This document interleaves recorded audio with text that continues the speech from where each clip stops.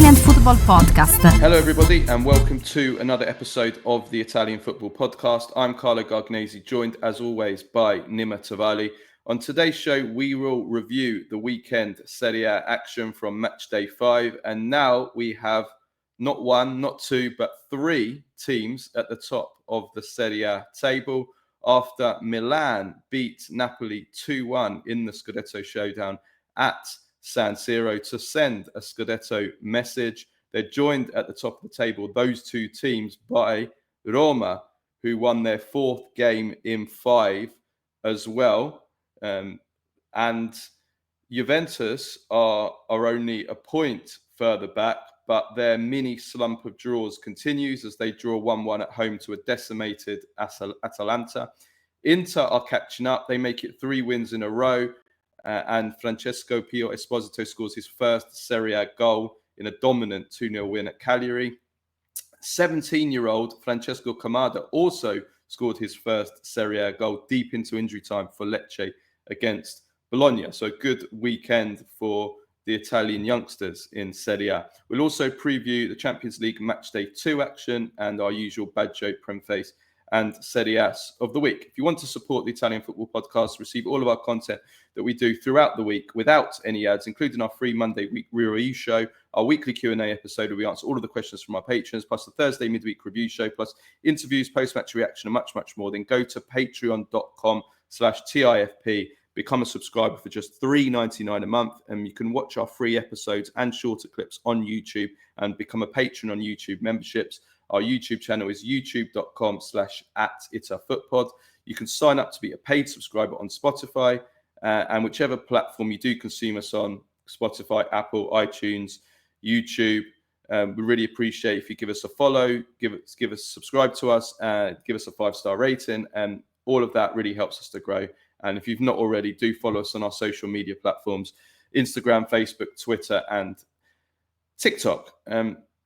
Okay, do you, though, want to buy tickets for a Serie A match, but you don't know how to? Well, Live Football Tickets is the best place to find Serie A tickets. Tickets are often available for as little as £25 and sometimes for even less. Buying from livefootballtickets.com is a totally secure and they even offer 150% refund guarantee on ticket authenticity. So if you want to watch Juventus or Inter or Milan Napoli, which you've just missed, or if you want to join Nima at a Pisa versus Lecce relegation dogfight, look at how his face lights up when I say that, then Live Football Tickets is for you. To buy tickets to any Serie A match, simply follow the link in the description of this episode. Okay, let's get into today's show. So, Milan-Napoli, Sunday night, San Siro, the big early season Scudetto showdown. Napoli, 4 wins from 4 going into this game. Milan had the chance with a victory to join them on 12 points at the top of the table, along with Roma, who we'll come to after. And they did it. Milan win 2-1. This was a bit of a classic Allegri performance, Nima. They scored twice to go 2-0 up with a kind of countering and transitioning game, letting Napoli have the possession, picking their moments when to defend and attack in that first half, breaking through the lines, scoring the goals. And then the second half, just backs to the wall, defending, especially after the red card that they received from Bayer Stupinan. And they managed to defend well and hold out. So Milan are joint top of the table, Nima. They are, and it's it was interesting. I've written in my notes because I was really like looking into this game to see more than the result. I was kind of looking into how do Milan approach this game, how do they approach the different situations of this game. How does Conte? How does he go after Conte? How does Conte go after him? How does Conte respond? And it was the first 15-20 minutes. I thought Milan were very comfortable, very, very comfortable. They were balanced in both phases. They looked really, really cool, calm, collected. They didn't look stressed. They looked exactly the game. They managed to impose the game plan they wanted on the game. Napoli looked a little bit just off in the opening 15-20 minutes. And it felt like that was, that's Allegri wanted that. He wanted to, get off to a flying start, impose himself on Milan, and then kind of let the game calm down and go where it goes, because Napoli will obviously, impose themselves. But he wanted to have at least a goal when things settled. And he got that with Selemakers after a beautiful team move. I mean, that was scary. Yes, it's individual brilliance by Pulisic, who creates that. But it was Patterns of play, yeah. Huh? Patterns of play. Yes, it was patterns of play. It was patterns of play that Allegri apparently didn't have at Juve, but he has at Milan. No, but seriously, it was patterns of play. It was gioco. It was a giocata. It was play. They didn't just, it wasn't just Leao and Inshallah. And it was nice to see again from Pulisic, who I think is, I think he I remember when he joined and Milan, and I remember on this pod we discussed what to expect from him after he'd left Chelsea, and I do remember saying that I think that he's going to be the first U.S. men's national team player, the first American player to become a star at one of the big classic European top clubs, one of the European aristocracy. And I think it's safe to say that he has achieved that now after 3 years. Joined in 23-24. Opta put out a stat, their Italian account put out a stat saying he's the player in the Serie A since 23-24, since he made his debut with the most of goal contributions, 46 goals and total goals and assists, one more than Lautaro Martinez in the last 3 seasons. And I think that kind of just accentuates what I thought was going to happen, and kind of proves it, because I think he has been very, very good at Milan. He's very direct. He when he gets the ball and runs straight towards goal, people struggle to stop him. And that's kind of what he did now as well. Allegri is using him more as a, I know he's always played on the right wing, but it's a different role now with Allegri. Allegri likes to kind of push him out wide and have him cut in. Doing those straight runs, which the acceleration is so impressive. Pulisic, I think that's the thing I find the most impressive about him, is his ability to accelerate with the ball at his feet. He really looks he almost looks unstoppable. Players struggle to stop him when he does that, and he's very concrete. I like players who may not always dribble the most or be the sexiest on the eye in terms of technical ability, but they're very concrete in terms of creating chances and goal scoring. Pulisic absolutely is that kind of a player. It's very, very concrete. And we saw it again, goal and an assist.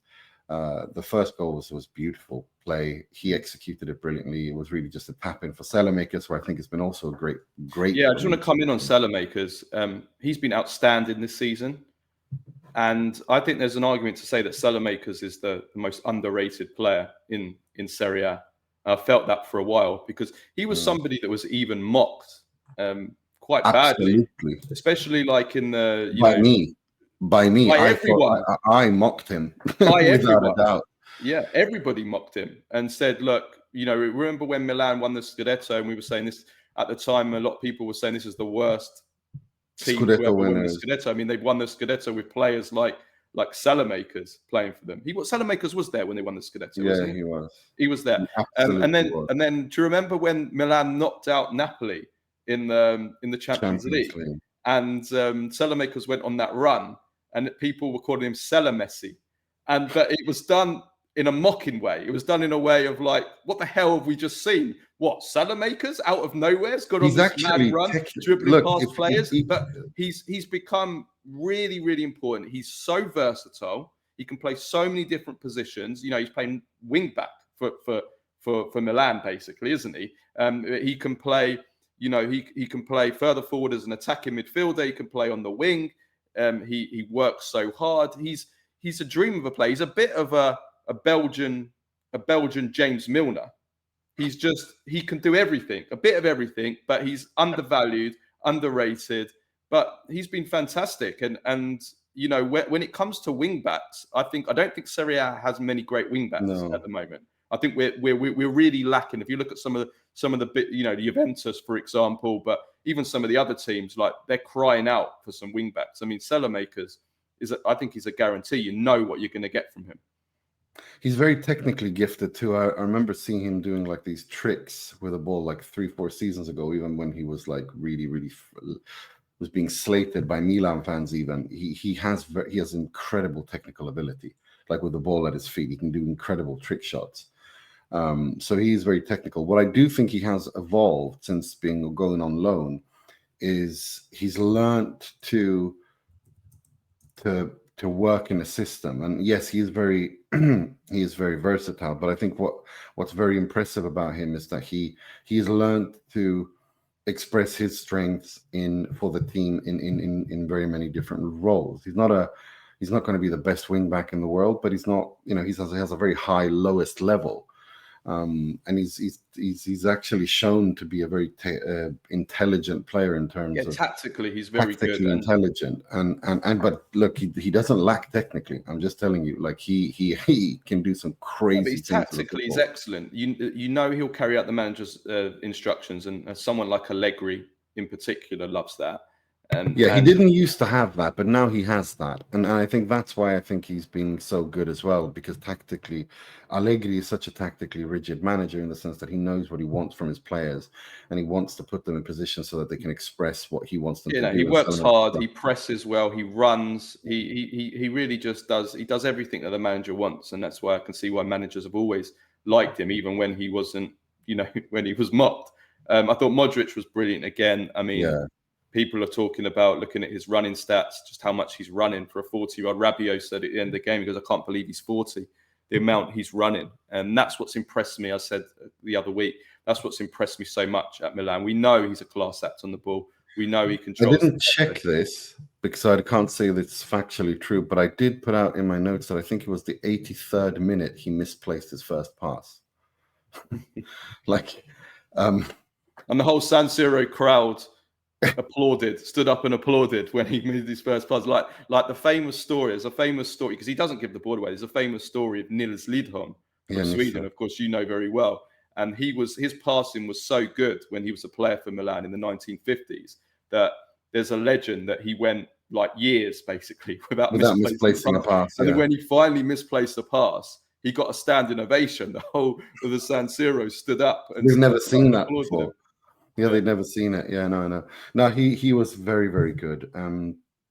I think all of Milan's midfield looked really good. Him and Rabiot really hit it off. They've got a really good like little partnership. They're experienced, but what's impressed me is it's not just like on the ball when they're controlling games, which they've done generally quite well this season so far before this game. But obviously they're playing against weaker opposition. But this game, of course, it's Napoli dominating the possession completely, but those two still at, you know, were good. The other side, like Modric has impressed me, the other side of the game so far, the defensive, like what he's been like when the other team are in control and he's had to defend and run, and he's done it. So if you can keep this up, then yeah. And you've got to remember. And now they got Leao back. And now they got. That's what I'm saying. They've got Milan.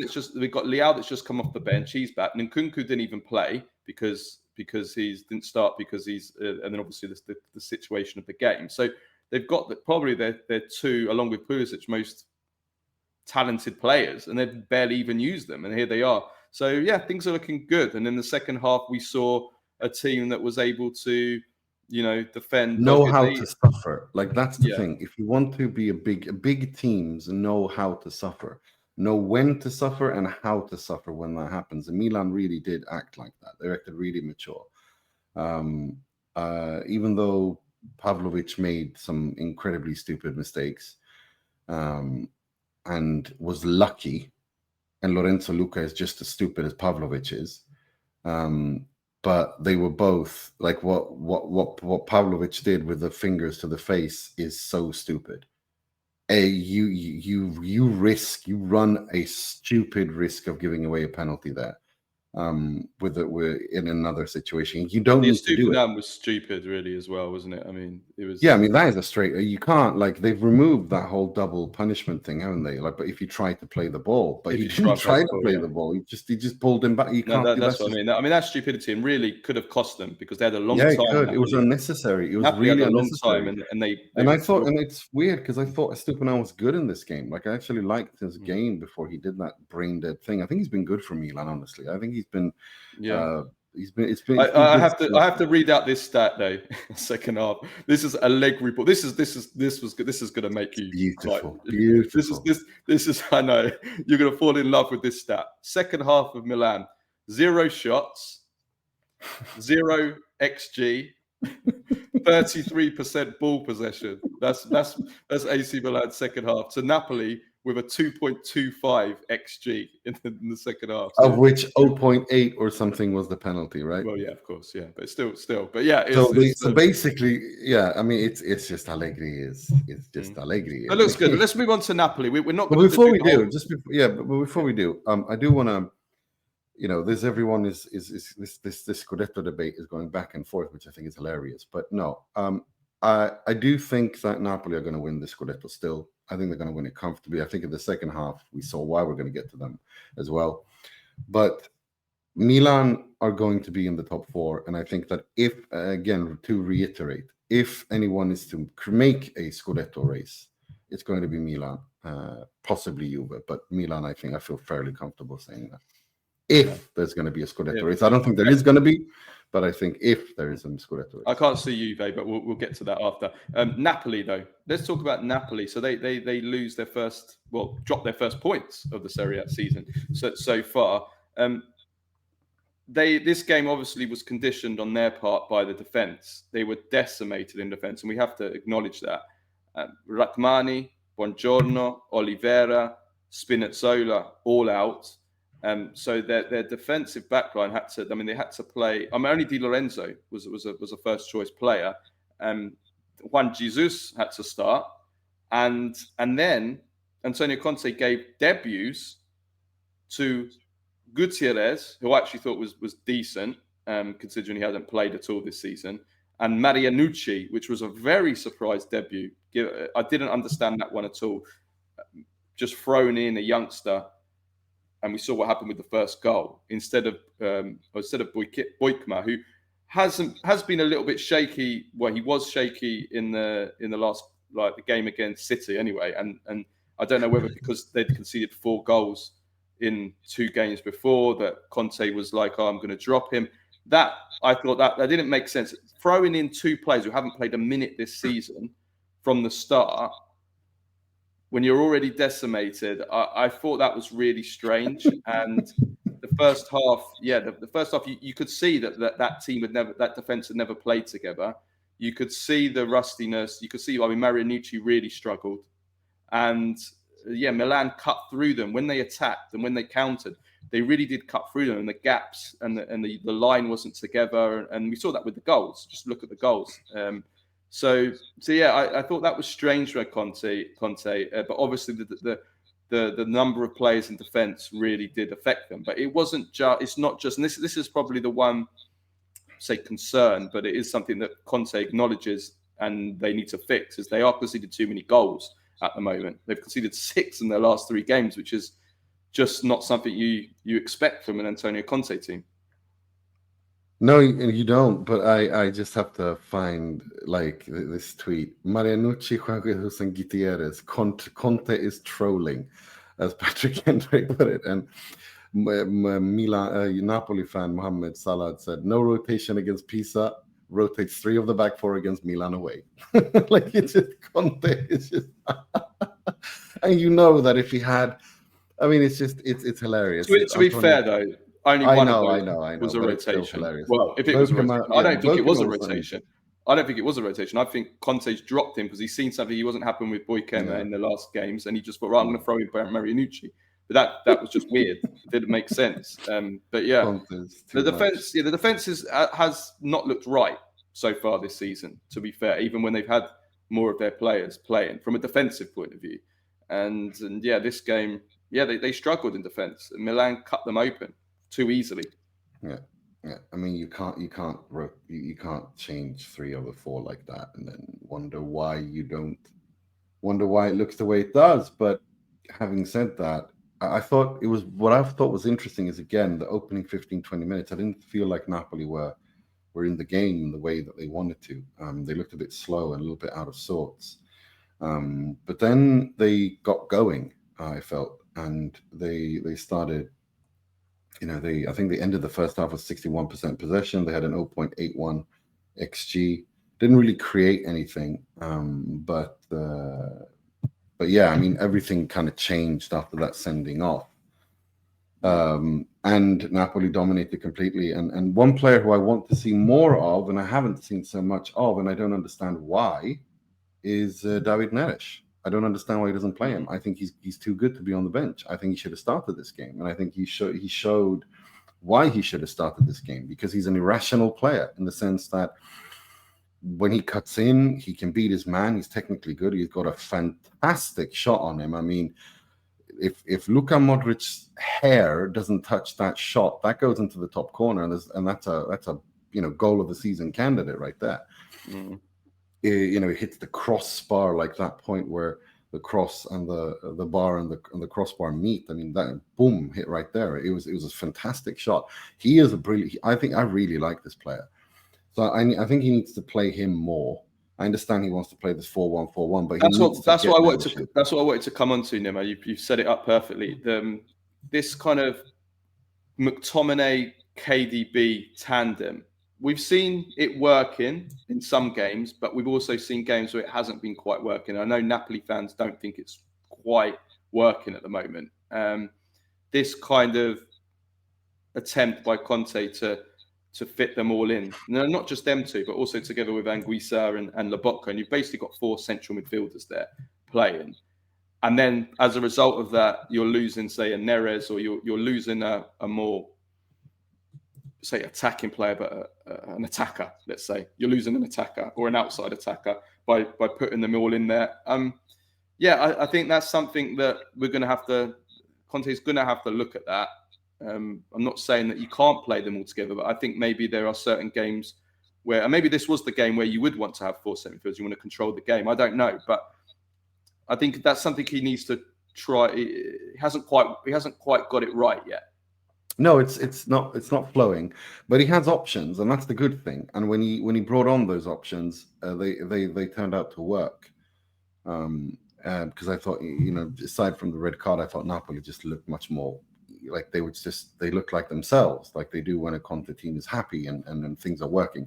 And I think Neres was a big part of that, huge part of that. I really, really liked him. And we know, like, against Spinazzola wasn't there, so Rahmani, Buongiorno, there was there's lots more to come from Napoli, and they didn't look out of sorts. They weren't outclassed. They weren't, nothing like that. They deserve, you could make an argument they did deserve a draw, without taking anything away from Milan. But it's interesting because obviously when Kevin De Bruyne came off and didn't shake Conte's hand, and then Conte's reaction afterwards is just so beautiful. Well, De Bruyne was angry at being subbed. He didn't shake Conte's hand, and he kind of ignored him, and he looked irritated. And Conte was asked after the game, what he made of this incident, and he said, "I hope he was irritated at the result, because if he was irritated about something else, he's dealing with the wrong person." which is I mean, that's quite strong words. But I will say one thing: we've seen in the past that Antonio Conte, he doesn't care who the player is, how big your reputation is. We saw it with Alessandro Del Piero in his first season as manager, where there was a big clamour that Del Piero has to play more. He's not playing enough. He's playing on, he's always a sub and everything. He didn't care. He kept him as a kind of a sub, and Juventus won the league. I remember it at Chelsea as well with Cesc Fabregas, who was the one of the massive reputation, incredible career behind him, an experienced player, and did the same with Fabregas. He was a sub in that first season at Chelsea when they won the league, and then we've seen it. Who else did we see it with Conte recently? He sent Inter. He sent He sent Perisic and Icardi away on but Perisic was sent for a year, as to rehabilitate in Bayern Munich, and then came back and was fantastic. No, he doesn't care. He has 0 Fs given. If you don't do what he wants, he doesn't care who you are. That also buys credibility in the squad. You see, that's the thing. Players feel that everyone's given a fair chance to play. If you do what the manager says, if you work hard, then you get a shot. He did it with Inter as well with Godin. He told him, Scelta Tecnica, after the first season, you're not part of my plans. And Godin respected that. And they left on amicable terms. Like he has this thing. He doesn't care. He doesn't care. The team and the results are the most important thing, and players buy into that. It's not just words with him. It's actual action backing it up. You saw it with Conte with Lautaro as well. Again in Inter Roma game when Inter had won the Scudetto, and he brings Lautaro on, and Lautaro doesn't do what he wants, and he takes him off and is bollocking him all the way to the bench, and Lautaro wants to fight back, and then Oriali takes over and he's yelling at him to shut the F up, and say, they don't mess around.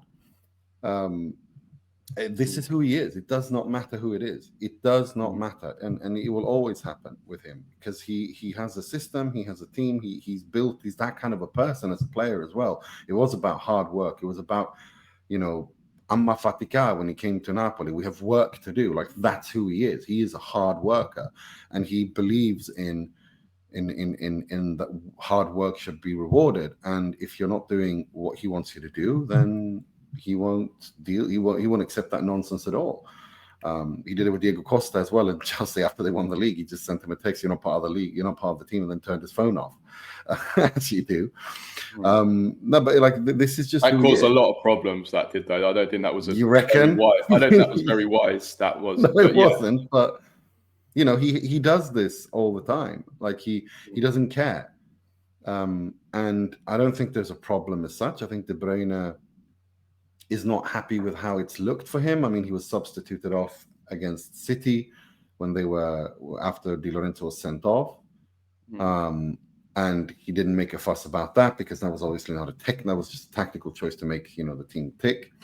I thought Conte was, of all the players to take off, really, at City. I mean, that was, sometimes maybe... Yeah, but you got to think of that. I don't blame him for that. Yeah, no, but I thought it was a little bit... Last night, I don't know. No, but I'm starting to see a pattern here. One time, no, doesn't count. 2 times, and then De Bruyne is not happy with how it's worked for him. I don't think De Bruyne has been a huge success. It's not flowed, and I think De Bruyne is annoyed, and we'll have to wait and see. We'll have to wait and see. I can only tell you one thing though, that if De Bruyne thinks that he can win a war against Antonio Conte, he has another thing coming. That war he will not win. Napoli will lose. They will all lose, but he won't win the war, if you know what I mean.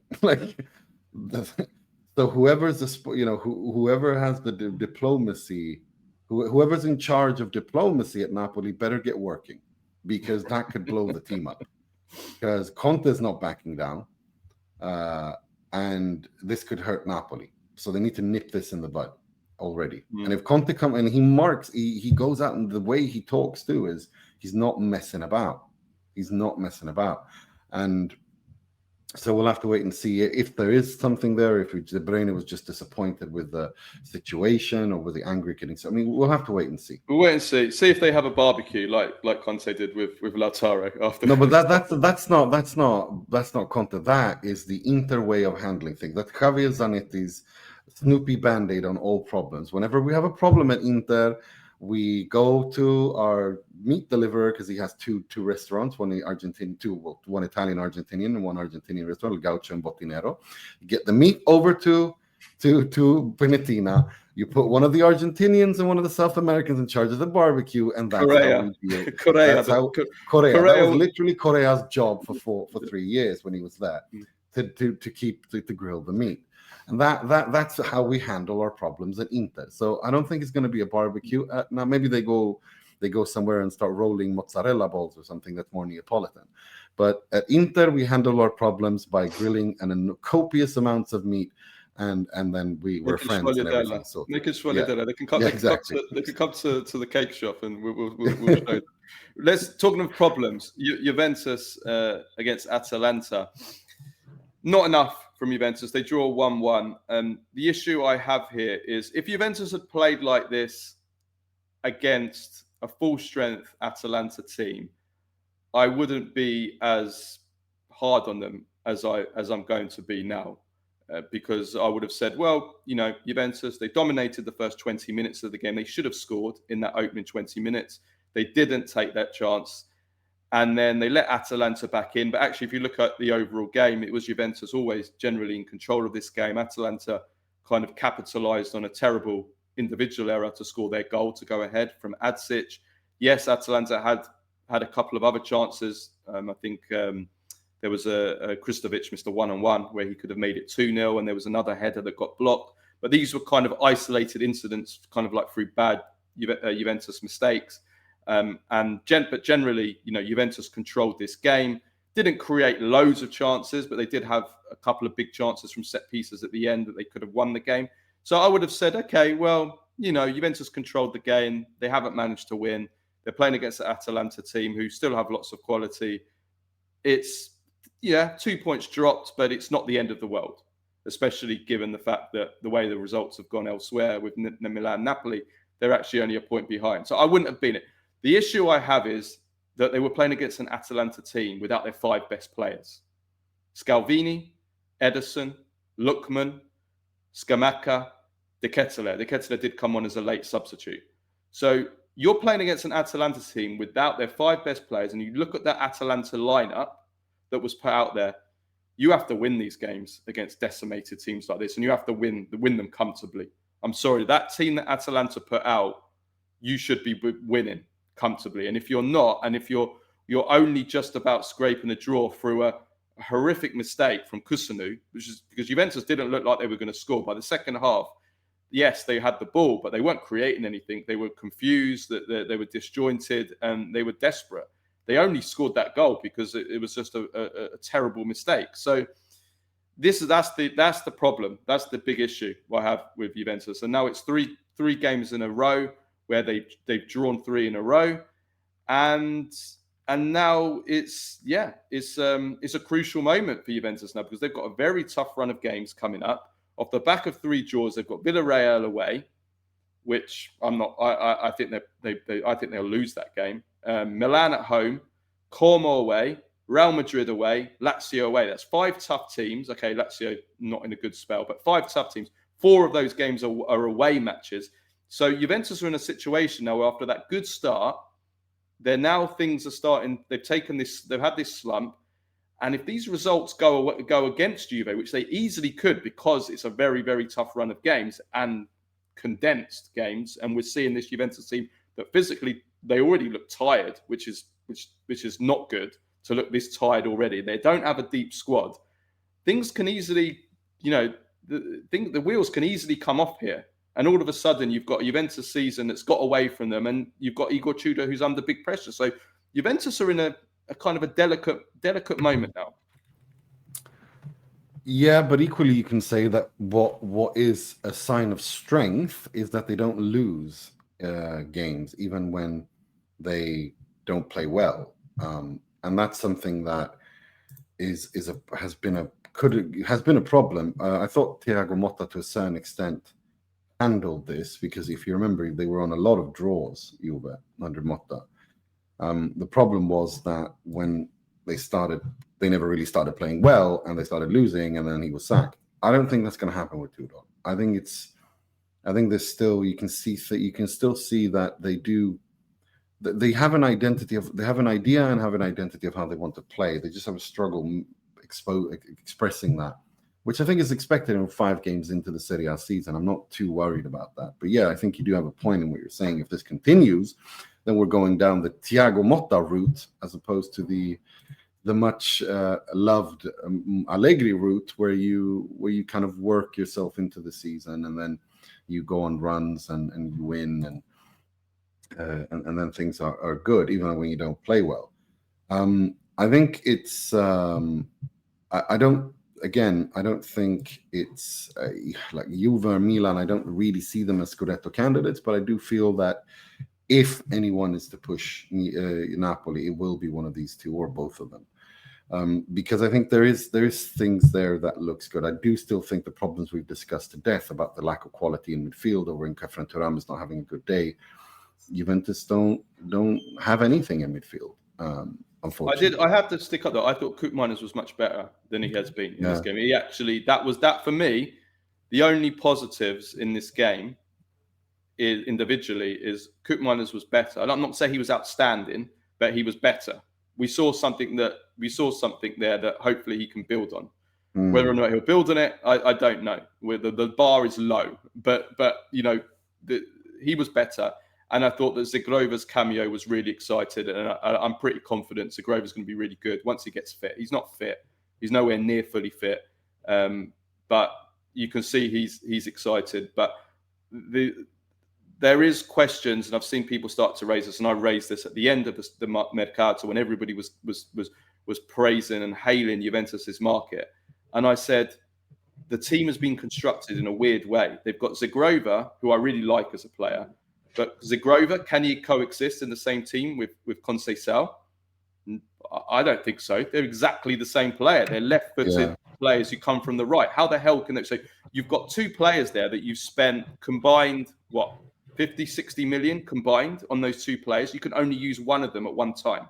Then you've got three strikers, and this is a real problem. Igor Tudor's now admitted it, and I said this weeks ago. Igor Tudor's now publicly admitted this, that he's got three strikers, Vlahovic, David, and Openda, where he can only play one of them at a time. He publicly admitted this. He says, I can't, he said it after the game, I can't play the two of them together. We can't play a front two of these two together. They can't play together. Maybe you might be able to, in a desperate situation, last 10 minutes where you're just going for it, you can throw a couple of them on, but you can't constructively start a game or try and manage a game playing these two. So that's a huge problem. So that raises questions as to the Mercato. I've said this all the time. When you buy players, it's not just about buying good players. You've got to buy players that can coexist together. And when you've got players, a group of players that some players can't play with another player because they're too similar or you can't coexist, that's a huge problem. And that's why I was praising Inter last week about Esposito, because Inter's forwards, they can all play with one another. So that's a great quality, great strength to have. Juventus have got too many of these players that they can't play in the same team together, and that causes a problem for the coach, because then he's got limited options, and so that's a problem for me for Juventus. And that's what I don't like about the Mercato, what they've done. I don't think they've planned. I think that's a good point, and that's why I was so surprised they didn't get Colomboani, because I think Colomboani could have been an option to play with David and Vlahovic. Now with Openda's been atrocious, I think. Honestly, I don't think he's been good at all. I don't understand what he offers. Jonathan David is not looking too good, and Vlahovic, we know, he's had a good start to the season, but it's still, he's got his problems, and they're not fully done, or resolved rather. But yeah, the limitations are a problem. They are, but I still feel that Juventus, despite all this, they're not losing, and they do manage to get points, and they still don't look dreadful. Like it doesn't look like it did under Thiago Motta, where it was just eyes bleeding kind of football. What he has struggled with is finding the right balance. They scored a lot, they conceded a lot. They scored a lot towards the end of games, which is a sign of character, in important games. But what he's trying to do here is now find a way where Juve don't concede as much without sacrificing the chance creation, and that's the task. If he gets that right, well, then Juventus are. Well, I'm glad you brought out the chance creation, because Juventus have overperformed this season with the number of goals they scored. People will point to the fact they scored 4 against Inter, they scored 4 against Dortmund, and they'll think, oh yeah, there's nothing wrong with the attack. The attack has not been good. The underlying stats of the attack before the game against Atalanta, Juventus had a chance, had the 10th highest XG in the Serie A. Against Inter, they scored 4 goals from under 1 XG in that game. And I said after that game, that's unsustainable. It is unsustainable. It is. You can't be the 10th highest, have the 10th highest XG in, okay, it was only over 4 games. So it's a small sample size, but I'm just making a wider point here that if you can't go through the whole season, the same thing happened with Allegri as well. I remember saying at the beginning of seasons when they started well, that it's unsustainable to have an XG this low. And as the season went on, it was proven. And that's why Juventus finished those seasons as they did with Allegri. It's unsustainable to have. So if Juventus continue, I think they had a 1.5 XG in this game. But if you actually look at how the big chances, most of that came from 2 chances. One was the goal with Kusunu, who made a horrendous mistake. The other was off a corner when McKennie missed from where he should have scored. It was a sitter. But most of that XG came from those 2. So Juventus are struggling to create chances. And they need to create more chances. Part of that is, like we said, about the attack not having been able to coexist. But part of it is what we also said is the midfield, the centre of midfield. The Juventus are lacking, and now this is the really concerning bit. Thuram went off injured. Bremer, they went on injured. That's the spine of Juventus's team. Now they're doing tests on Monday while we're recording to see how it is. Don't think they're serious injuries. Doesn't seem like they're serious injuries. But even if they're out just for a few weeks, you've got that cluster of games that I went through.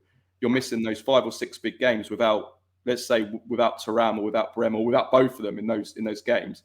Then all of a sudden, you're in big trouble because this Juventus is too reliant on just a few big name players, and the squad and the depth isn't good enough. So, yeah, it's a delicate time for Juventus. We'll preview the Champions League game in a bit. As for Atalanta, again, if they had their full strength team out and they'd have played like this, I would have said not a good performance from Atalanta at all. But because they were without half of their team and their 5 best players, I think it's a great result for them. I didn't think they played particularly well. I thought they were there for the taking, and I think a better team than Juventus would have put them away, like PSG put them away. But it's a great result, and I saw some positives. I thought Sulemana, great goal. He's a talented player. I said it when he joined. He's a great dribbler. He's got a lot of natural talent. He's exciting to watch. He's quick. He's just lacked that final product. But he's the kind of player that in the past, Atalanta have polished. Obviously, in the past, they had Gasperini. They had, different people working with them to polish them. So we'll have to see whether this new Atalanta, can polish him as well. Because I do think that there are qualities there that, if he's developed well, I think there is a player there, I think. I agree with you. I thought that, and I was also a little bit impressed by the 17-year-old Italian left centre back, Onesta Hanor, who I thought was really outstanding. 17 years old. I mean, Jesus. He's strong as well. He's a strong guy as well. Yeah, that was like, whoa. I was like struck by that. I hope he plays more, and that's actually a good thing being under Juric. Juric has actually got a good record of developing kind of younger players, actually. Oh yeah, absolutely. In the past, so I think that's a good thing. I hope he plays more. Yeah, I think I hope so too. No, it was interesting to see, and it's I think for Atalanta, I wasn't too disappointed. I thought the red card was stupid by De Bruyne. You expect more from someone of his experience. To challenge like that, but overall, I think this was a good, fair representation of where Atalanta are and who they are and what they are and what Juric is trying to do, and I think they're in a good place. I mean, they're not, I think they're in the top of their thereabouts, which is where we expected them to be. And I think when the injured players come back, I think they'll be flying. And let's remember, Lookman is not fully integrated either yet. We know the quality of Ademola Lookman. Listen, you get a draw at Juventus, even if it's Juventus that are not in particularly good form, without your 5 best players. I don't care what team you are, whether you're Atalanta, Inter, Milan, Napoli. Doesn't matter. Yeah, that's a good result without your 5 very best good players. Result. So and I think we should acknowledge that. And I do like that. I liked how Atalanta handled this game as well, like how they approached it and in-game management and how they kind of adapted to the situation. I thought they were very mature. And no, I think Atalanta, it's an interesting team to follow under Juric. And I think that once again, Ederson, when he's fully fit, one of the best midfielders in the Serie A, you know. So when he comes back, but I do want to. I'm starting to wonder about Samardzic now. Like, what is his role? What's the way forward? I'm not too impressed. At least he's playing now. He wasn't playing in the first games.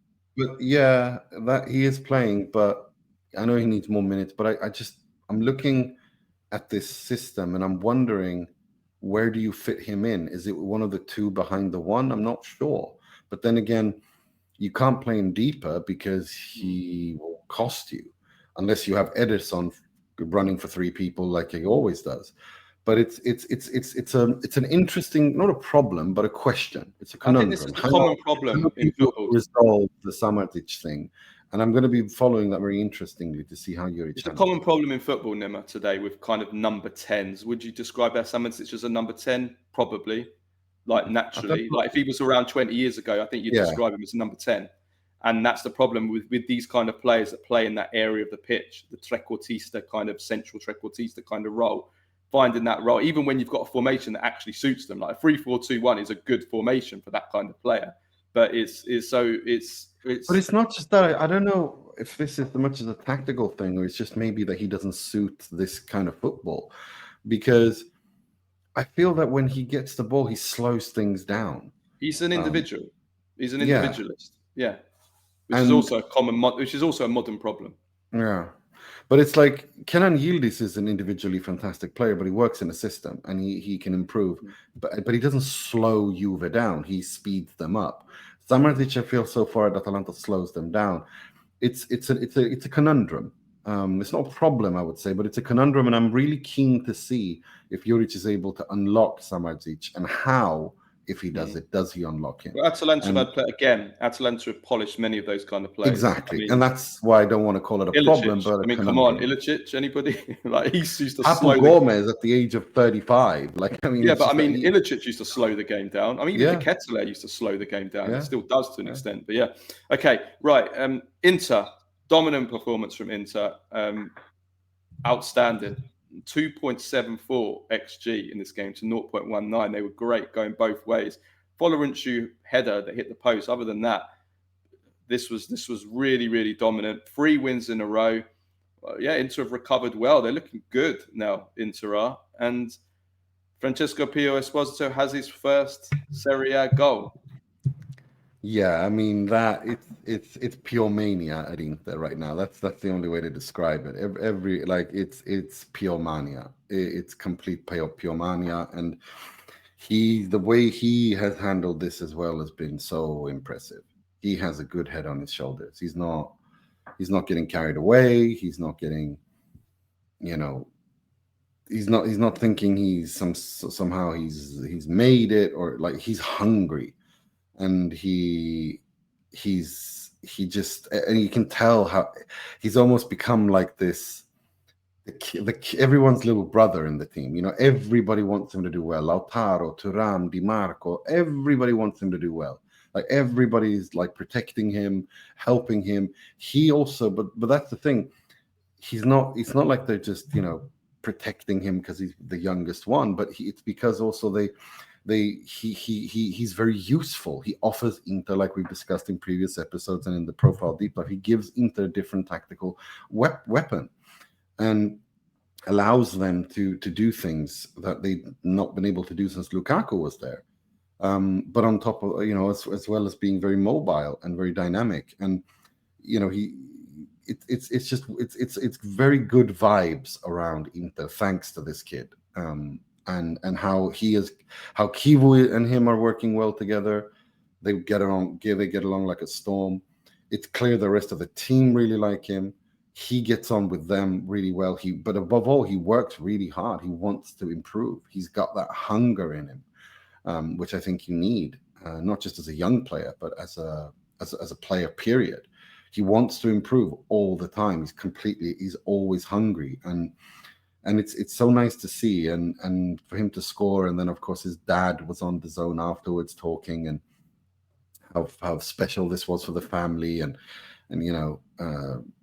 Sebastiano hugging him afterwards, and it was very wholesome, the whole affair. But yeah, this is it's a new. I'm comfortable enough to say that it feels like a new dawn is rising in the Serie A, with lots of young players, from Camarda to this kid to Ahanor to there's a new dawn in the Serie A. The kids are taking over, and it's fun finally. No, it's been a good week. It's been a good week hasn't been a good week because of the injury to Leone, but it's been a good weekend for Italian youngsters in the Serie A with Pio Esposito, with Camarda, and with Onestano. Yeah, so it is good. I'm well. Sold. This is why you don't. I'm sold on Pio, and the more I see him, the more I think he reminds me of a young Harry Kane. The Harry Kane before he exploded, like just some of his attributes, the way that what really impresses me about him is back to goal, like how good he is at protecting the ball, but always knowing where his teammates are around him. And not giving away offensive fouls. Like, that is the key. He's strong, he's big, he knows how to protect the ball, but he wins that without conceding a foul, which I think is just as important, and that's why I keep banging on about it. I did not in a million. Look, you know how I've been banging on about, raving about him on this pod since Serie B days, but last season in particular. But I did not expect him to do this well, this good, this early.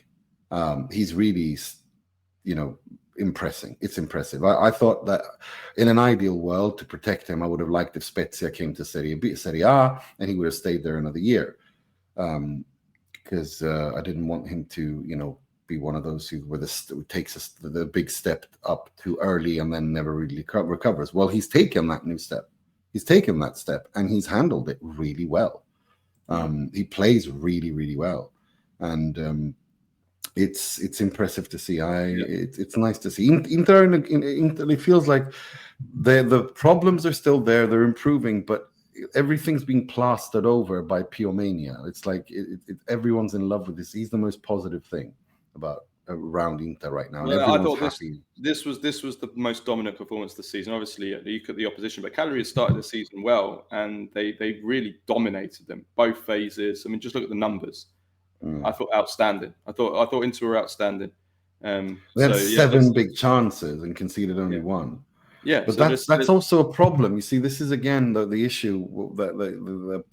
This is why Capello and other people in Italian media say, well, yeah, this is continuation of Inzaghi, but with maybe less defensive solidity, and that will cost Inter. That's why Bergomi said, I think this is going to be a difficult year for Inter, and I've been on the same page as well. It's like, yeah, you're basically doing what Inzaghi did, but you don't have the defensive solidity. You've had to recalibrate things, which happens. It's not the end of the world. It's nothing serious. But what is Chievo's Inter?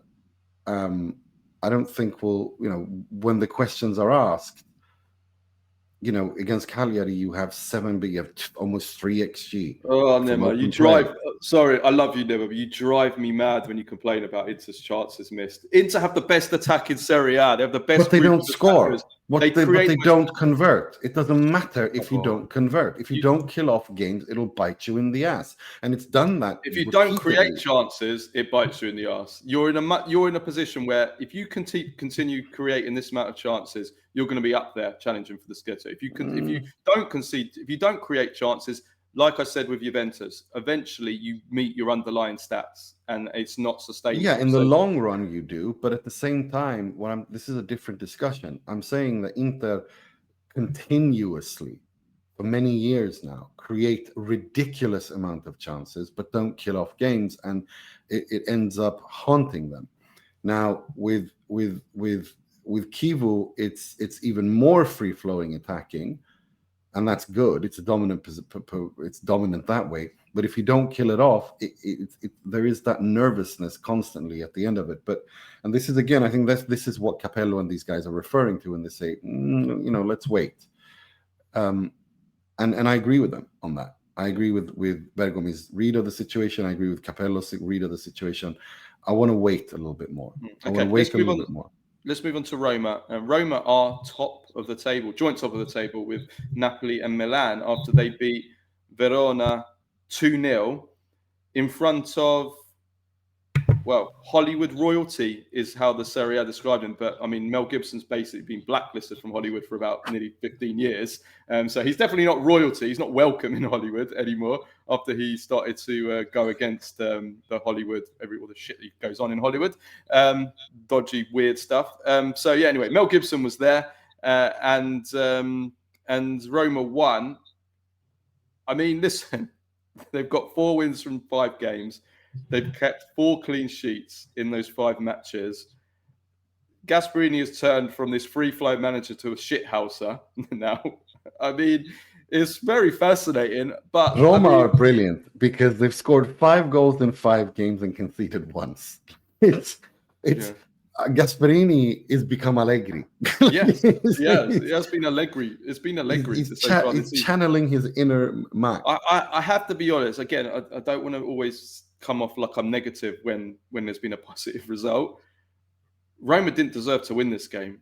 Verona were fantastic for large chunks of this game. They dominated the play.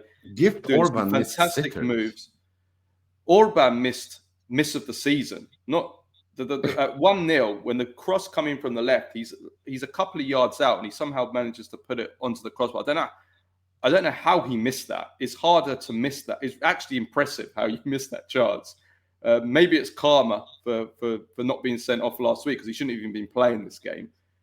He missed a 1-on-1 after, and he also punched the ball into the net. He almost got away with it. Slapped the ball into the net right at the end as well. He's quite a character, Orban. He's going to have an eventful season. I mean, he berated did you see him berating his teammate? Because there was an easy cross. To be fair, it was an easy cross in the middle, and he would have had what should have been another tap in, but the guy overhit it on the right, and he absolutely destroyed him.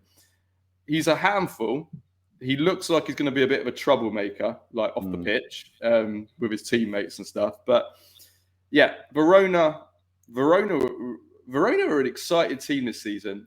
Giovanni also missed a big chance, and he's got a really interesting story. He nearly quit football, and then Verona signed him. He nearly retired from football at a young age because he'd had enough of it.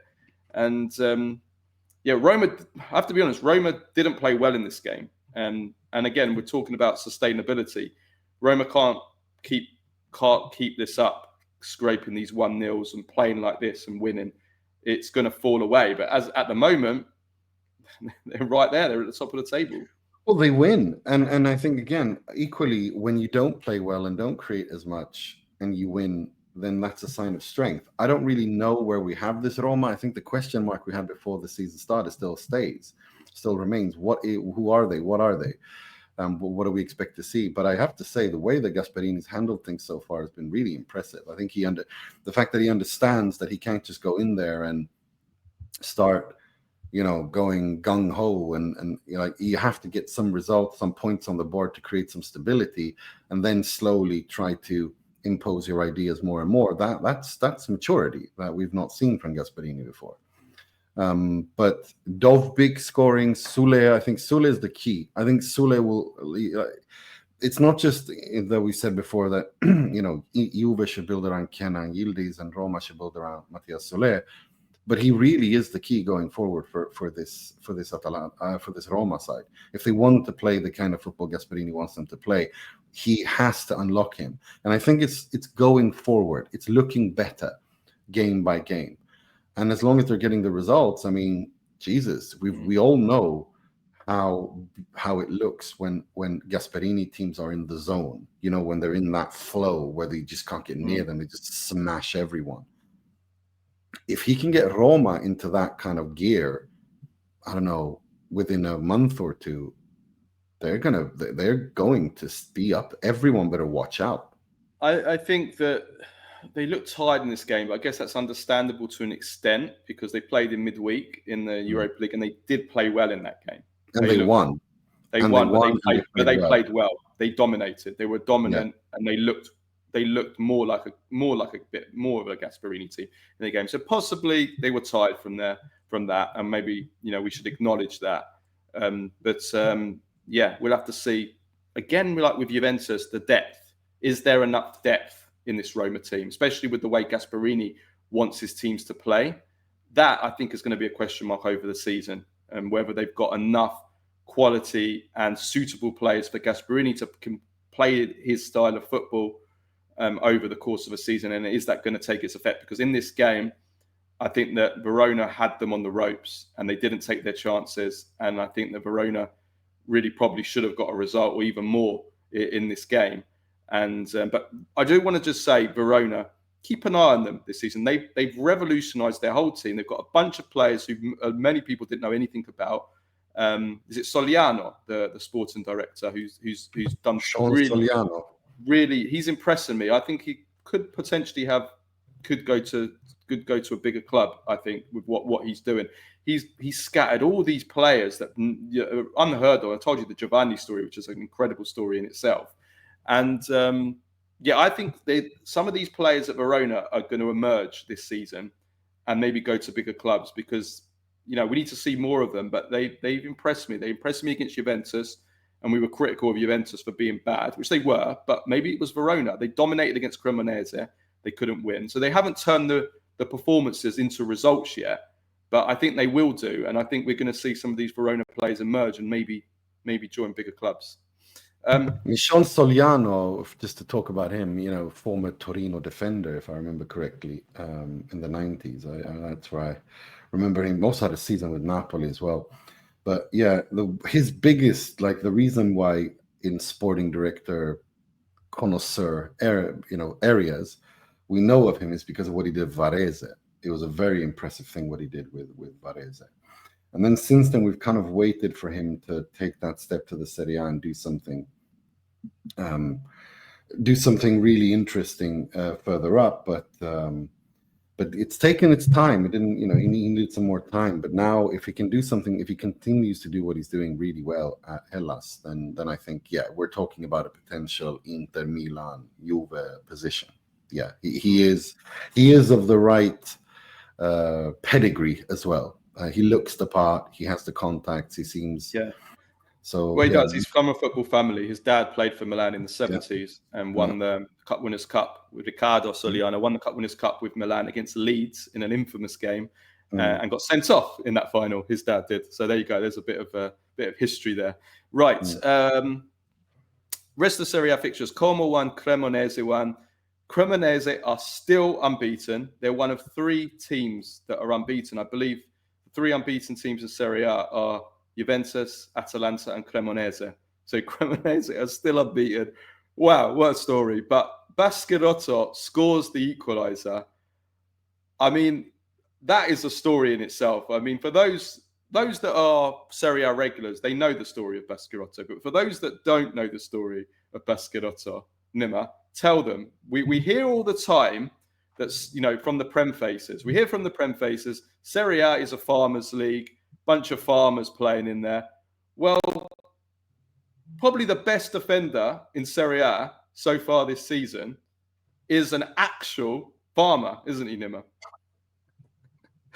He is a farmer. They have a family farm, and he works on the family farm still. And he's said in the past that playing football is like being on vacation compared to what he does, because he still works on his dad's farm, and it's a cool story, and that's why he's built the way he is. He eats like a farm boy, he works like a farm boy, he trains like a farm boy. And that's why he's built like this like a Hercules. I mean, he's huge, he's absolutely massive. And he's this character as well. And in the past, he's been a little bit, Well, he pulls tractors by himself. I mean, the guy he cleans cow and pig pens. He drives tractors. He picks tomatoes in Veneto, where the farm is. So This is. But he's been outstanding. If we turn to the football, he has been. That's what I was going to say. Outstanding. When he first came through, and we were like watching him at Lecce, he was a character, and he was a little bit, defensively with question marks. This season, he hasn't put very many feet wrong, like on the pitch. He's been very, very good. He's been very consistent. I mean, we know that he's strong. We know that physically he's going to bully defenders, and we know that he's great in the air. But he's, like you said, his all-round defensive game has been great. But it's his leadership. He's a leader. He's only joined that club this summer. He's become the leader, the symbol of that team. Obviously Jamie Vardy's joined there, but Baschirotto is the symbol of this Cremonese team. And there he is. He's popped up here, and he's equalised against Como, and he's preserved their unbeaten run. So it's an amazing story. And I mean, Cremonese, we thought we were going to concede loads of goals, and here they are, and they've been one of the best defenses in Serie A so far. Beat Milan away, amazing, incredible. Sassuolo 3, Udinese 1. Loriente, Nima was the man here.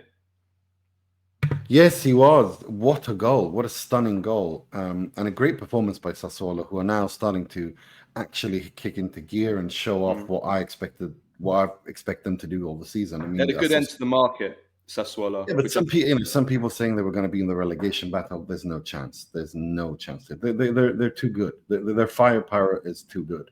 They have the foundation. The thing is, they had the firepower when they went down. But I think what the difference is that they've made some good signings elsewhere, and the midfield. I think Matic, the experience of Matic.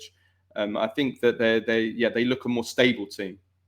They were very open and hollow and unbalanced when they were in Serie A last time, and they looked more organised. Even against Inter, although Inter beat them, I actually think they put in a decent performance in that game and could have even. They shouldn't have gone down that season. They had no business being relegated. I thought it was a disgrace that they were relegated, and they had no business going down. But they are a solid team. They have a very clear identity of how they want to play, and you can say that it's a red thread that goes throughout the entire club.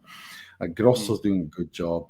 Loriente, we know what he can do. We've seen him before. Berardi is a legend now. I mean, he's a Serie A legend, essentially, you could say, because of what he's done through the years with his Sassuolo, winning the Euros with Italy and all of that. He is a fantastic player. He will always be quality. I mean, you saw even against Inter, some of the stuff he does is just ridiculous.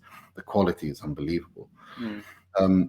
So, they're a solid team. They looked really good in this game.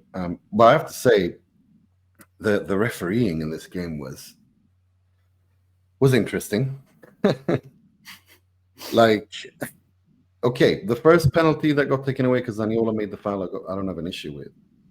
The second one that Udinese got taken away, what?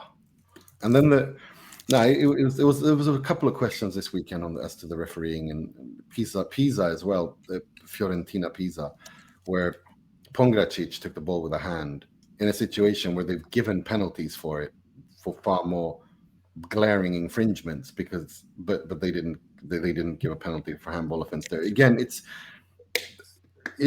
frustrating. And then of course Pisa 0, Fiorentina 0, and Pioli is at risk. Glorious goal taken away, which is correct by the application of the law. But I don't want to talk about that too much because the law is what it is. It needs to be changed. We said that. My issue is the refereeing. The second penalty taken away from Udinese, and this handball on Pongracic. Decide what is it going to be. Decide what the interpretation is with the Pongracic thing and stick to it. But every weekend now we were seeing different applications, and that's what frustrates me. Yeah, right. You and me both. Pisa 0, Fiorentina 0. Pioli now is at risk. 3 points from 5 games, no wins. What do you think? I mean, it's not good. It's crazy, isn't it? It's crazy. I really didn't think. I really thought he was going to do better. I really, really thought so, and I thought the mercato they had was good. And I don't know. Do you get rid of him? I don't think so. I mean, if the players are still behind him, if there's still belief, then let him work. But the discussion. I think we said last week that we said that Fiorentina have 3 easy games on paper coming up, Pisa was obviously the first one. Then they've got this game in midweek in the Conference League against Sigma Olomouc. And then they've got, I'm forgetting who Fiorentina have this coming weekend. They also have a fixture which they should be winning, I believe. Let me just double check who it's against. So this weekend they play Roma at home this weekend. So yeah, so they've got Sigma Olomouc. They need to win that. I think if they don't win that, then I think there is a real risk that they might make a hasty decision. Because then they've got Roma at home, then they've got Milan away. And then in Serie A, after they have Bologna at home, then they have Inter away. So they've got 4 tough games coming up in Serie A when you're in the form that you're in. Yeah, I think he's, again, delicate times, I think, for Fiorentina. Now, this season could get away from them pretty quickly, and certainly away from Pioli. Lecce 2, Bologna 2. The big story here is Francesco Camarda comes off the bench, 94th minute header to score. 17 years old, and he becomes he's in the top 5. He becomes the 5th youngest player in the last 10 years to score in Serie A. Which was and it was a good finish. It was a good finish too. I mean, it was a striker's, it was a killer's finish. Lecce we know that qualitatively maybe they're not the best, but they've been unlucky. They hit the crossbar and post all the time, and they've been unlucky in these games as well. Camarda coming on and scoring, getting an important point for Lecce is important for Lecce. It's important for him because we've kind of, there's been so much hype around Camarda, but we've not really seen, not that much on the pitch to warrant that hype, other than he's young and he played for Milan. He's young. He played for Lecce. We've seen it at youth level, but we haven't seen it at senior level. Yeah, but that's where it matters. But we've heard the hype, we've seen it, but now finally we start to see some actual something concrete on the pitch as well. And I like that header. It was a good header. It was like the instinct. It was an instinctive finish, and I like that about strikers when they have a goal scoring instinct, and he certainly has that. Yeah, for sure. Fixtures on Monday are Parma, Torino, and Genoa against Lazio. Midweek, though, it's the return of European football, all 3 competitions. We'll start off by talking about the biggest game, which is Villarreal against Juventus in the Champions League. It's on Wednesday evening, Wednesday the 2nd of October, 2100 Central European time, at El Madrigal in Spain. Villarreal at home, Champions League match day 2. Big game for both teams, because Villarreal lost their first game in the Champions League at Tottenham, where they played well, and Juventus drew, of course, with Borussia Dortmund. So if you're losing this game, you're already playing catch up a little bit in this group or league phase, as it's called. First of all, talk about the team news. So Juventus have Miretti out. And we have to see, we're recording this on Monday, we have to see on the status of Bremer and Thuram if they went off injured against Atalanta at the weekend. So there's going to be concerns over both of those, whether they can play. And then Villarreal have long-term ACLs, Cabanez and Logan Costa, Cambuala, Moreno. I'm not sure about the status of him ahead of the game. Probable 11s. So Villarreal, we're looking at probably Luis Junior, Cardona, Renato Vega, of course, former Juventus player from last season. Voith, Mourinho, Buchanan, former Inter, Guay, Comesana, Pepe, Perez, and Mikatauza. And then Juventus will be a 3-4-2-1. Di Gregorio, probably the defense will be Kalulu, Kelly, and Gatti, unless Bremer can prove his fitness. Well, Cabal should play as well. I mean, he scored the goal as well. And I don't think he'll start because he's been out for a long time with the ACL. But he looked good against Atalanta. I liked what I saw from him. He looked very energetic. And I mean, he could start, but I think it's a gamble starting him after such a long period out. I think they want to build him up. He's only been playing 15, 20-minute kind of sub-appearances so far. And then wing backs, we're probably looking at Cambiasso and João Mario or McKennie. And then midfield, it will be Locatelli will come back. Thuram, we have to see the fitness. If it isn't Thuram, it will be Coop Miners. Again, McKennie's an option. And then Yildiz will play. Conceição, if he can prove his fitness, because he missed the weekend game, will probably come back in if he passed fit. And then it looks like it's going to be Jonathan David who's going to start in attack. Villarreal favourites for this game, 11-8. Juventus are 2-1, and the draw is 9-4. I'm concerned about Juventus going into this game. Villarreal have been really good so far this season, playing really well. The results have been good, and their home record is really, really exceptional. Villarreal, it's a really tough place to go. It's a kind of a bit of a cauldron, a small cauldron, but it's a cauldron. It's a difficult place to go, and Juventus.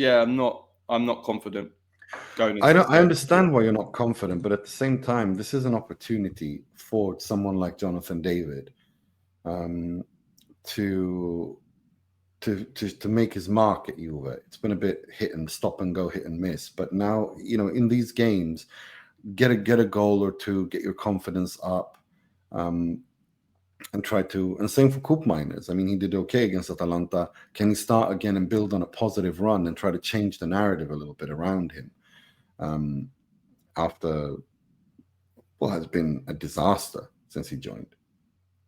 So there's an opportunity here for both. For especially Jonathan David and Coop Miners, if they get the nod. I expect Cabal to play. I think he looked lively against Atalanta. It wasn't just the goal. It wasn't just. He just looked like he was back. Maybe it's a risk to start him. I agree with that.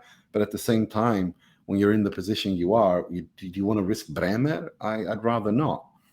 Well, no, you don't risk Bremer, but I think you play Gatti, Kalulu, and Kelly as your back three. But that scares the shit out of me.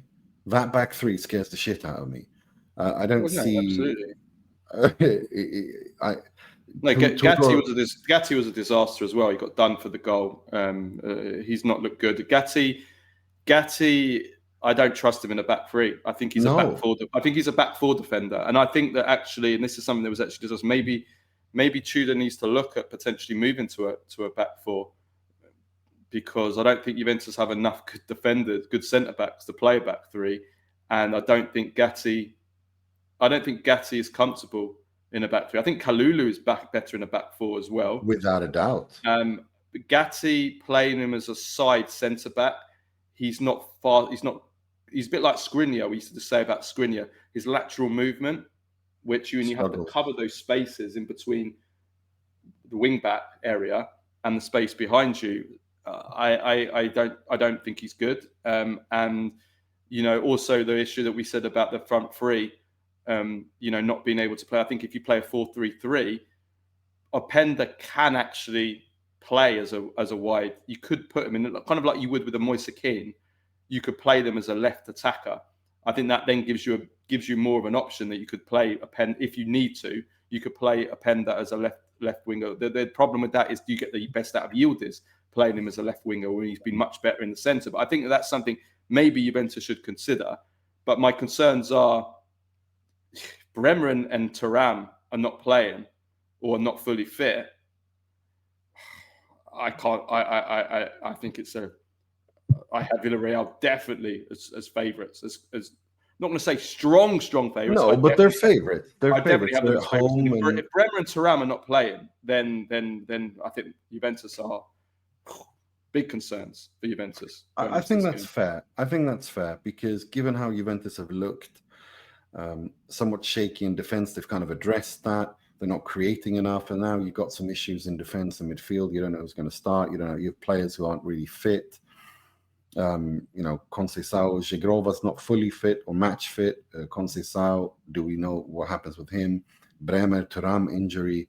There are question marks, but so I would agree. And then of course with Openda and David and not scoring and not offering much, there are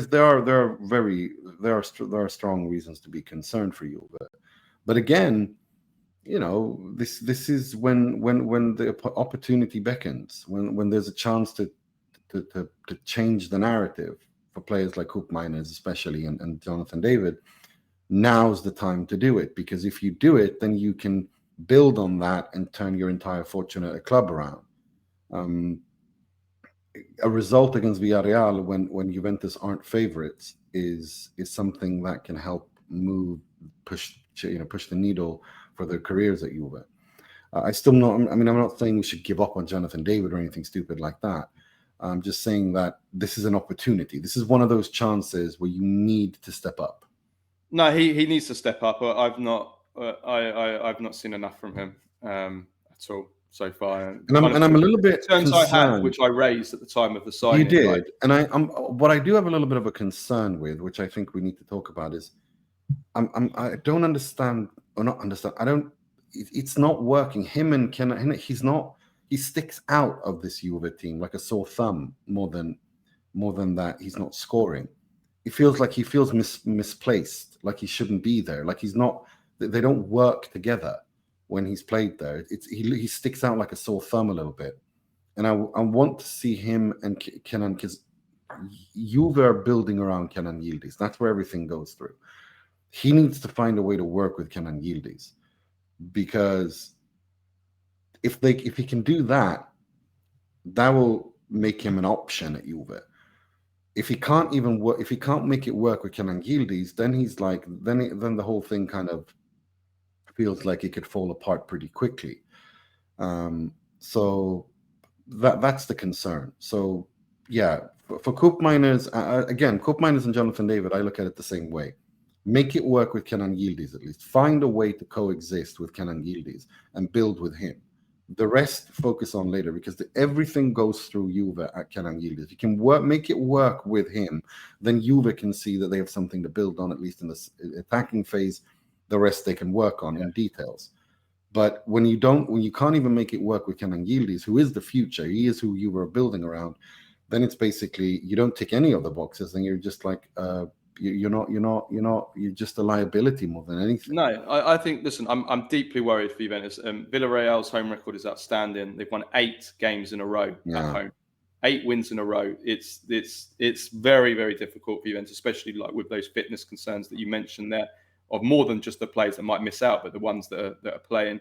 So I think if Juventus, I would snap your hand off right now for a draw. If Juventus can come away with a draw from this game, they've got a good result. And so that's what they need to try and at least take a point from this game. Coming back to your point, David, he needs to step up. We need to see more from him, and difficult game for Juventus. The other games, though, Tuesday games are Atalanta at home to Club Brugge and Inter at home to Slavia Prague. I expect Inter to win comfortably. I'm not worried about that. Atalanta, though, we need them to win because they lost to PSG 4-0. This is a must-win game, absolutely must-win. And we saw what happened against Club Brugge last season when they got knocked out by them in the last 24. Yeah. So it's a grudge match. It's a grudge match. And it's interesting to see how Atalanta handles this grudge match, if they can do something. But just to watch out for Club Brugge, they have Aleksandar Stankovic there, who went from Inter there in the summer. He's been playing really well, and there's talk of, Belgian media suggesting that Inter have decided to bring Stankovic back next summer. So watch out for him. As for Inter, again, the rotations, he made 5. He's expected to make 5. He made a couple this weekend for Cagliari. He made a couple in the week before. He was getting his rotations right, and I think that is the most important thing. We have to acknowledge that he's getting the rotation, and he's getting the rotations right, and it's not affecting how the team plays, in the sense that it's like the attacking, they're still dominant in both in the attacking phase. They're creating lots of chances, and that's good for Inter. The only one we're missing, Luis Enrique was named, I saw in Gazzetta, the worst player against Cagliari. That's fine. It can happen. It'll take a while for him to adjust. But the big question mark now is Diouf. When do we see him, and what can we expect from him? That's the next project that Kivu has to kind of get going. So I do expect him to win regardless. Pio Esposito will probably start. Maybe he gets his first Champions League goal as well, and Pio Mania reaches fever pitch. We'll see about that.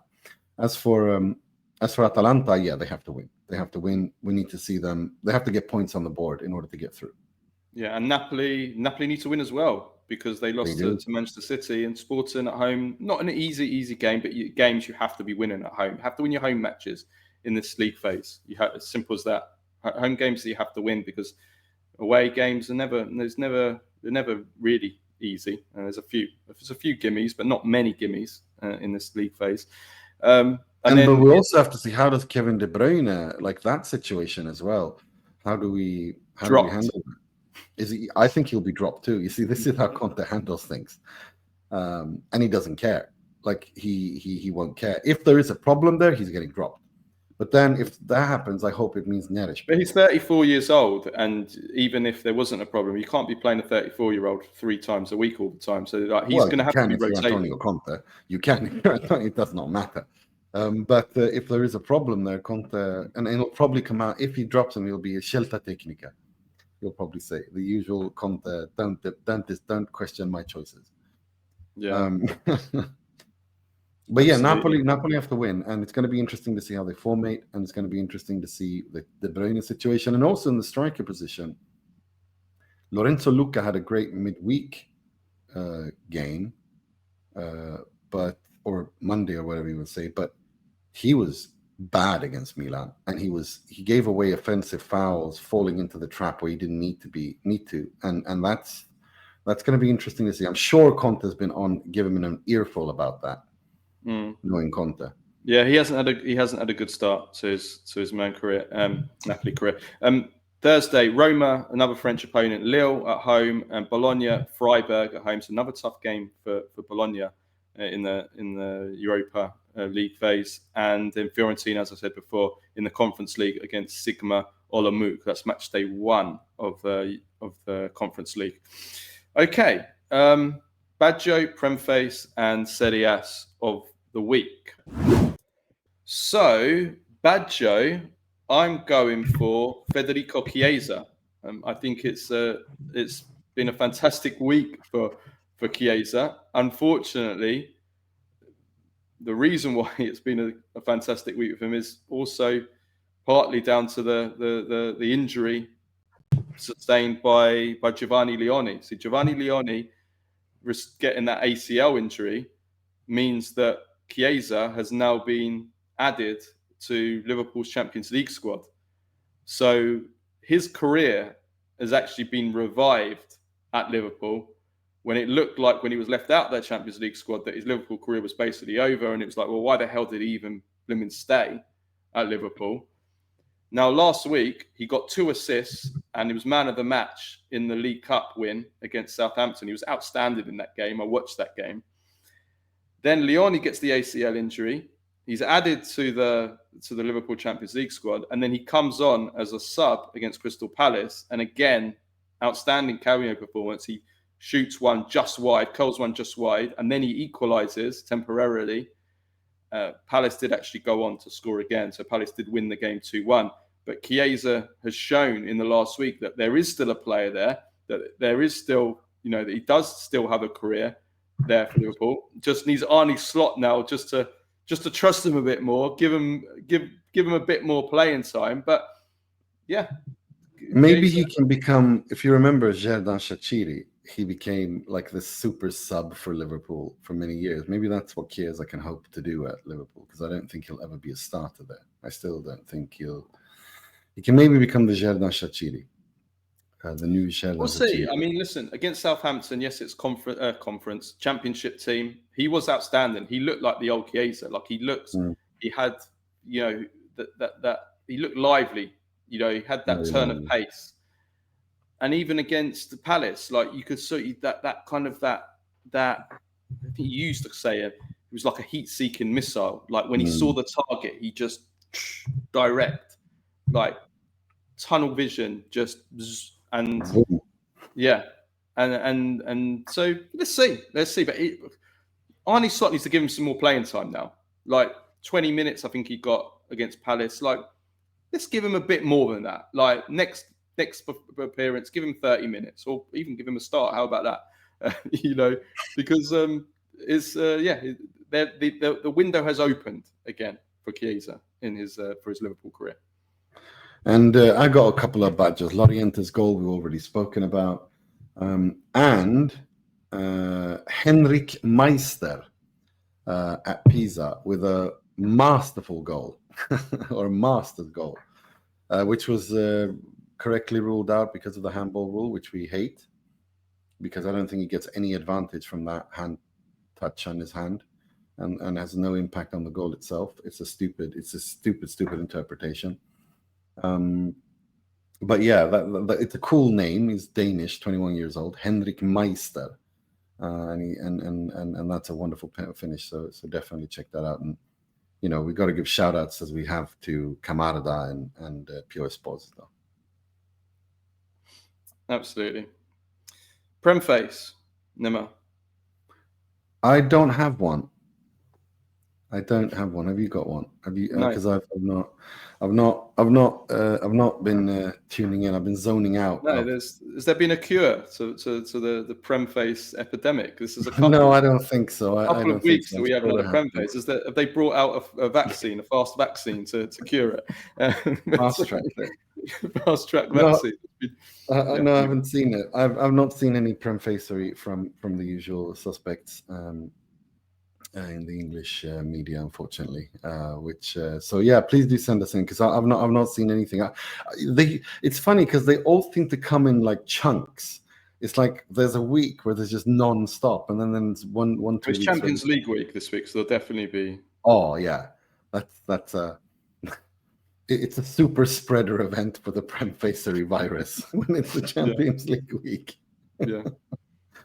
Yeah, we all have to quarantine from it, right? Serie A of the week, right? You've got an absolute belter here, so I'm just going to let you take it away, Nima. Listen, this thing that we talk about, how the Serie A and not good at marketing themselves, they're not good at promoting themselves in the world, or generally as well, but also in the world. They do it, and they struggle to sell their product to broadcasters internationally, as we've seen. So the way that they mistreat their current international broadcasters is an absolute joke. This last weekend, because CBS, who owns the rights, I think in all of North America, or just the United States, I'm not sure if it's just the United States or if they have it in North. I think it's just the United States, but they were coming over to do the game Milan-Napoli on location. And so instead of doing what the Premier League does, giving access to all international broadcasters, they just revoked everyone else's access and gave it to CBS. As if there's like this quota to fill, like a chore, like a kid whose its turn it is to take out the trash. Well, now we're just doing it.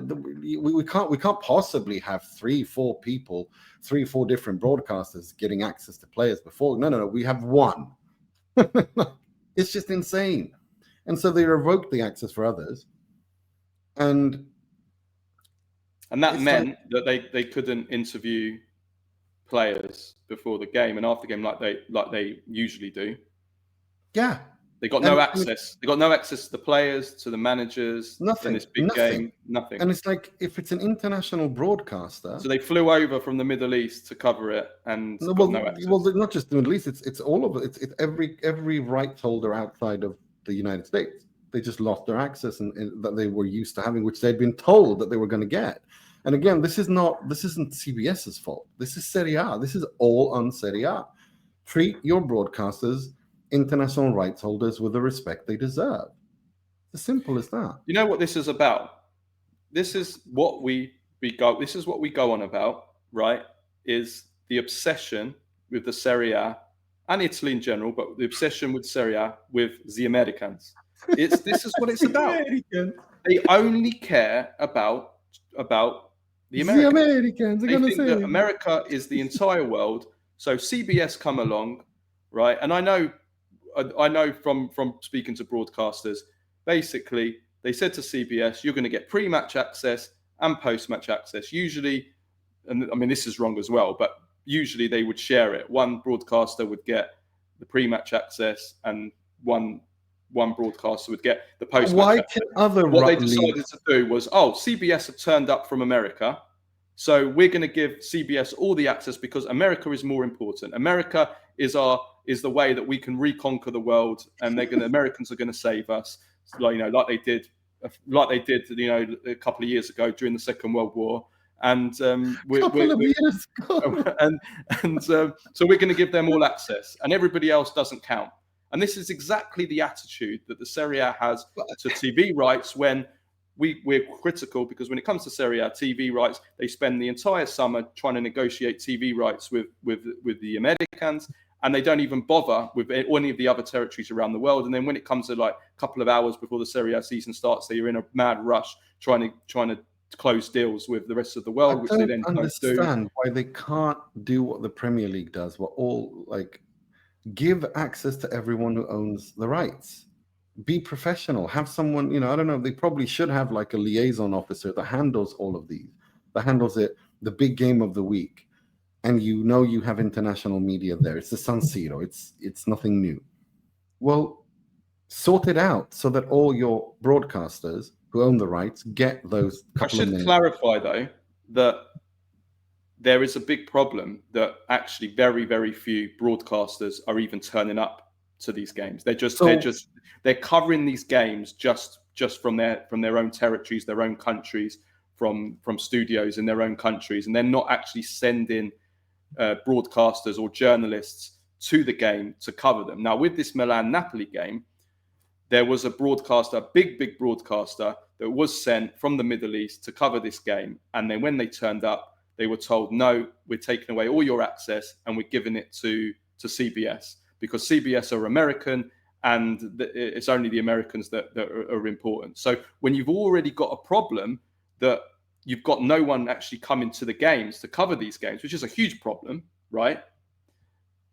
Then when you do actually, one of the rare occasions where you do have a big broadcaster come to the game to cover the game, and then you take away their access because you're giving it to CBS, then that is just shooting yourself in the foot even further, because that means that, why should they send their journalists and their broadcasters to the game? What for? What was the point of this broadcaster coming from the Middle East to cover this game when they had no access? What were they going to get from that game? No, I don't understand why Nothing. They can't There's no point just being there. Yeah, but why do you have to, what is this idea that there's only one slot? I don't get that. No, it's ridiculous. The Premier League manages to satisfy all their broadcasters who own the rights. Why can't you? This is again a Serie A issue. If you've got Serie A TV rights, if you've paid good money, or probably not very much money with the Serie A, the way they negotiate deals, but if you've paid money for Serie A TV rights, part of that is you get access, and that includes interviews. That includes, you can be, touchline reporters or behind the goal, and you get, you're able to get good content basically from the games, because that's what you pay for. Yeah, exactly. No, it doesn't surprise me, but again, this comes back. It doesn't surprise me that the TV. If I was a TV company, right, and I wanted to buy the Serie A TV rights, and the Serie A, and then are then not going to give me access to games, why would I want to pay for the TV rights? What am I going to get out of it? I'm not getting anything. The Serie A are saying you're not allowed to interview the players, you're not allowed any access. So why am I going to pay TV? And then they wonder why they can't sell TV rights. I mean, listen, they're just so clueless. They're just so clueless. It just drives me insane that they just. The league is run by idiots. This league is run by absolute idiots. It is. It really is. Clowns. The Serie A really is, and I don't understand why they can't satisfy all the rights holders. The Premier League can do it without problem. What this notion that there's only one slot that you can For me, it doesn't compute in my head. We're not filling a quota here. We're producing, as part of our marketing, content to promote the league globally. So, I mean, I would think of it like this.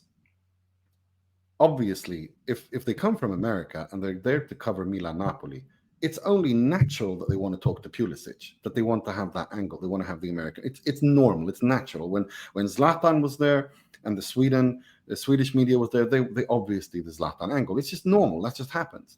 So why I understand if maybe the international broadcasters don't get Pulisic, that's fine.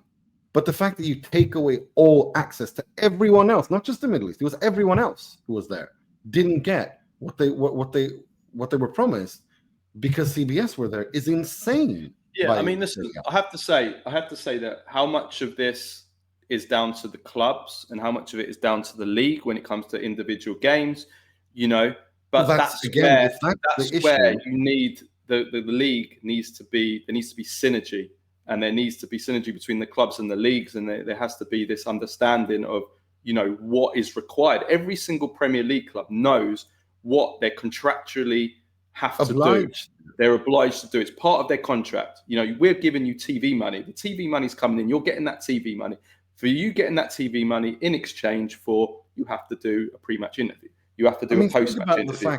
You have to do this. You have to do that. That's part of your contract. Now, the Serie A needs to enforce that. They can't allow. So if a certain club, I don't know whether this is what happened with Milan and Napoli, but if certain clubs are just saying, right, we're only going to speak to one broadcaster every game, then that needs to be contractually enforced. Because they don't. That's just not true. Because in Italy, they talk to Sport Italia, they talk to Sport Mediaset, they talk to Rai, they talk to DAZN, they talk to Sky, they talk to all five in Italy. But when it comes to non-Italian broadcasters, they have one slot. Like, that's insane. Yeah. There's no logic.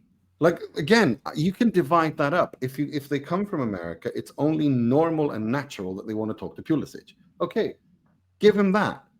Then the others, you can have other players. Do you see what I'm saying? Like, this is not. I don't understand this issue where you cancel access for people you already said they could have because someone else is coming, as if there's only one slot. I don't get that. That makes zero sense to me. And it's not a problem. We say it's a club thing. It's not a problem because when it's the UEFA, the Champions League, everyone who's there gets access. Yeah, absolutely. Everybody knows. Everybody knows. Everyone knows what how it's gonna work. Yeah. It's like you have literally, when it comes to Italian teams, depending on who it is, it's not the same player, of course, but again, you spread it out. If it's a Swedish broadcaster, the Italian way is usually the Italian club will usually pick one or two players who does the media round. They'll allow. He does the media round. Yeah, he does the media round. It's like a political show, like political shows on Sundays in the United States. One person from the administration. Yeah. Who draws the short straw today to do the media? Exactly. It's they all pick straws, like in Oliver. You know, when they pull the straws, who's going to go up and ask for more from Mr. Bumble? Like, that's it. It's insane. It's insane, but it works with the Champions League. So evidently, it's not the clubs, it's the league that's this. I refuse to accept that. I'm not saying the clubs are perfect, but when it comes to the Champions League, it works like clockwork. They all turn up. It takes time. It's late. Players are tired. I get that. That's normal. That's part and parcel of pitch-side reporting. I get that. But the fact that you give access, revoke it because someone else is coming, as if there's only one slot. Because the Americans are here, yeah. As soon as the Americans... This is crazy by the Serie A. This is insanity on their part, and it's like it's stupid and counterintuitive and counterproductive because again, what incentive do people have to pay lots and lots of hundreds of millions of euros to buy your product if you're treating them like shit? No, exactly. Pay me 300 million euros and I'll piss in your face and spit at you. Like, I mean, why? Don't know. Maybe some people enjoy that. Some people pay good money. Some people pay good money for that. It's just crazy. That's got a special name, hasn't it? Yeah, I'm sure it does, Carlo. I'm not going to say it. Get out of this. Drop it. But Yeah. it's crazy to me. Like it's just I just find it hilarious. And yeah, it's a shower of shit. That's what it is. It's a shower of shit. It really is. To end on that note. Right, let's leave it at that. Just before we go, I just want to say I'm going to put this out on our socials hopefully later today. I met Lennox Lewis last night, the legendary heavyweight boxer. We did his birthday cake, the cake shop at La Rondine. 60th birthday cake, amazing cake we did. We met him at a restaurant where he was having a meal. And I actually managed to throw in a couple of questions about Italian football. Nice. So I'm gonna try and put that together into a little video. We'll put it out on our socials. But yeah, lovely guy, gentleman, great guy. And so we for patrons only this week we'll have Q&A, and we'll also have a midweek review of the Champions League as well on Thursday. So it's a three pod week for patrons. Patreon.com/TIFB. Yeah. Only for Americans. YouTube members. Only for Americans, though. No, if you're not American. yeah. The rest of you can pay, but we won't give you the content. Yeah. only for Americans. But only if you live in America. Listen, we're covering this. We're a Serie A podcast. We're a Serie A podcast, so shouldn't we do what the Serie A does? From now on, only Americans are allowed to get access. No, everyone can pay, but only the Americans will get the content. That's what we're doing. Yeah. Insane. Right, on that note, let's call it a day, and we will be back for the Q&A in our next show. Ciao.